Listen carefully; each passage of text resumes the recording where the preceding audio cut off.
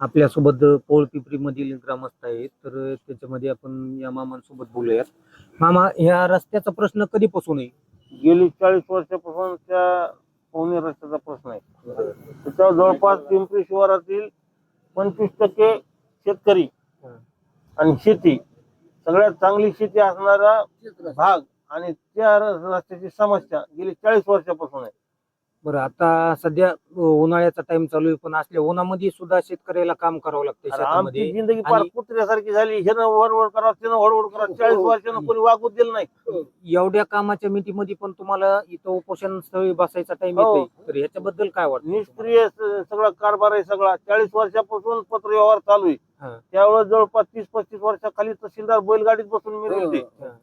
तेव्हापासून आजपर्यंत हेच परिस्थिती. 2023 ला सुद्धा काळेचा अर्ज आहे त्या रस्त्या संदर्भात, हा. तरी काही कारवाई झालेली नाही. आणि आमरण उपोषणला बसायला हे काही लोक यायला का काम नाही नाहीत का असल्या उन्हात बसायला? आता सध्या शेतातली सगळीच कामं चालू आहेत, ऊसाच्या सऱ्या ओढणं वगैरे, पाणी देणं. हो. का तर उष्णता वाढली त्याच्यामुळे शेताला पाणी पण लवकरात लवकर द्यावं लागते. मग ह्या कामाचा लोड असते वेळेस पण तुम्हाला या ठिकाणी बसण्याची पुढं time का आता आली? जून मध्ये पाऊस येईल, हा. पेरणी करायची, बाया पोराला शेतात जायचे, रस्ताच नाही. आणि मग सगळ्यात अगोदर शेती व्हायची तशी रस्ता पाहिजे. मग रस्ता नसल्यावर शेती कशी व्हायची? 10-12 किलोमीटर लांबून जावं लागेल त्या रस्त्याला शेताला.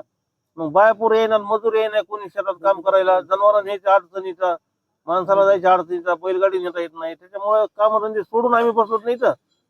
तुम्ही आमरण उपोषणाचा अर्ज 6 तारखेला दिलेला होता. 6 तारखेपासून आजपर्यंत रस्त्याची पाहणी करण्यासाठी कोणी एक अधिकारी आलते आले वाटतं मंडळानं, तलाट्यानं येऊन ती पाहणी केली. होते?